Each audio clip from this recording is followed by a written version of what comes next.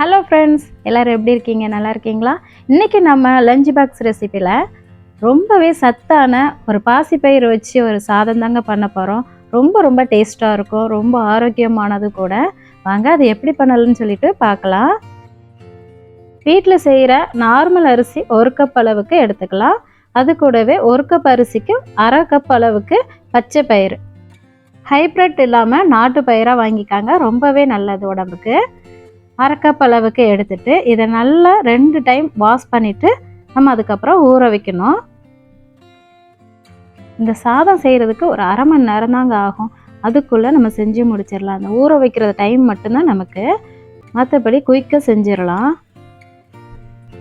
ஒரு 1/2 மணி நேரம் ஊற வச்சு எடுத்துக்கலாம். வாங்க எப்படி பண்ணலாம்னு சொல்லிட்டு தொடர்ந்து பார்க்கலாம்.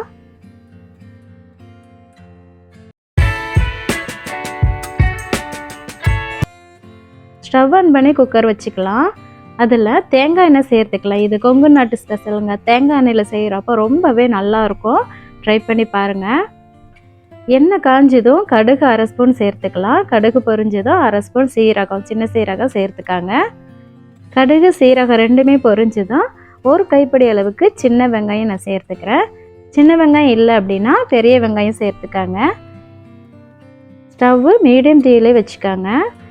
பூண்டு ஒரு 6லேருந்து 7 பல் அளவுக்கு தாராளமாக சேர்த்துக்கலாம், ரொம்ப நல்லாயிருக்கும்.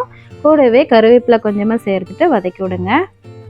வெங்காயம் ரொம்ப வதங்கணுன்ட்டு இல்லைங்க, கண்ணாடி பதம் வர வரைக்கும் வதக்கி விட்டால் போதும். கூட ஒரு 2 பச்சை மிளகாய் சேர்த்துக்காங்க. பச்சை மிளகாய் இல்லை அப்படின்னா வர மிளகாவை விதையை எடுத்துட்டு அதுக்கப்புறம் சேர்த்துக்காங்க.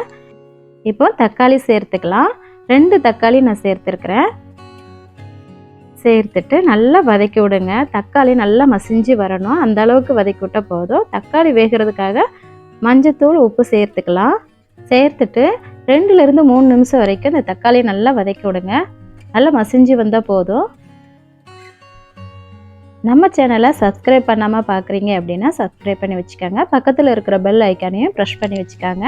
அப்போ தான் நான் போடுற வீடியோ உங்களுக்கு உடனே வரும். பாருங்கள், இந்த அளவுக்கு வதங்கி வந்தால் போதும். நம்ம இப்போது சாம்பார் தூள் 1/2 ஸ்பூன் அளவுக்கு நம்ம சேர்த்துக்கலாம். சேர்த்துட்டு அந்த ஆயிலையே நல்லா வதக்கி விடுங்க. எல்லாம் கலந்து வதங்கி வர்றப்போ டேஸ்ட்டு நல்லாயிருக்கும். தீயை குறைவாக வச்சுக்காங்க. எப்போதுமே மசால் போட்டு நம்ம வதக்கி விடும் போது தீ எப்போதுமே குறைவாக தான் இருக்கணும். இப்போ தேவையான அளவுக்கு தண்ணி சேர்த்துக்கலாம். நான் 1/2 கப் அளவுக்கு அரிசியும் பருப்பு சேர்த்து எடுத்துருக்கேன். அதுக்கு நான் 3/4 கப் அளவுக்கு தண்ணி ஊற்றுறேன். 3 கப் அளவுக்கு கரெக்டாக இருக்கும். 1/4 கப் ஏன் ஊற்றுறேன்னு நான் லாஸ்ட்டில் சொல்கிறேன். இப்போ அதை நல்லா மிக்ஸ் பண்ணி விட்டுக்காங்க.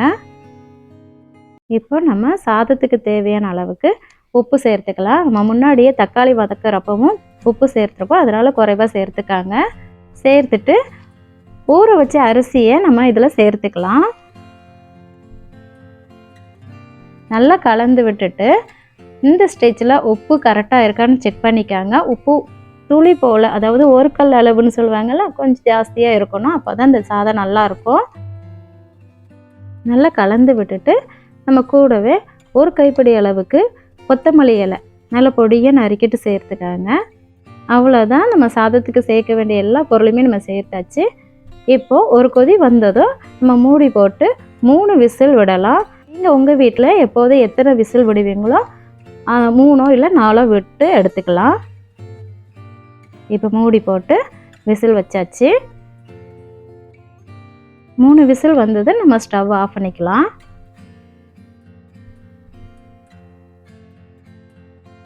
ப்ரெஷர்லாம் போனதுக்கப்புறமா நம்ம ஓப்பன் பண்ணி பார்க்கலாம். வாவ், பார்க்கவே எப்படி இருக்குது பாருங்களேன். அப்படியே பிரியாணியை நம்ம தம்லாம் எடுத்து விடுற மாதிரி இருக்குது பாருங்கள். செம்மையாக இருக்கும் இந்த டேஸ்ட்டும். உதிரியாக வந்திருக்கு பார்த்தீங்களா? 1/4 கிளாஸ் அளவுக்கு தண்ணி எக்ஸ்ட்ரா நம்ம சேர்த்தோம் இல்லையா, இதனால தான் பாருங்கள் ரொம்ப ட்ரையாக இல்லாமல் சாப்பிட்றதுக்கு நல்லா இருக்கும். அதனால தான் 1/4 டம்ளர் அளவுக்கு ஜாஸ்தியாக நம்ம சேர்த்துக்கிட்டோம்.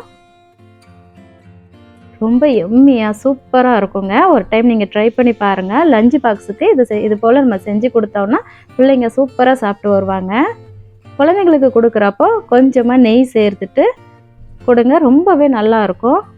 இந்த சாதத்துக்கு எல்லா வகையான காய் பொரியலும் நல்லாயிருக்கும். நான் இன்றைக்கி அப்பளம் வச்சு கொஞ்சமாக தேங்காய் துவையல் வச்சு சாப்பிட்டோங்க.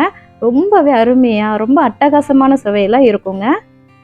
நீங்களும் உங்கள் குழந்தைக்கு லஞ்ச் பாக்ஸுக்கு இது போல் ட்ரை பண்ணி பார்த்துட்டு எனக்கு எப்படி வந்ததுன்னு சொல்லிட்டு கமெண்டில் சொல்லுங்கள்.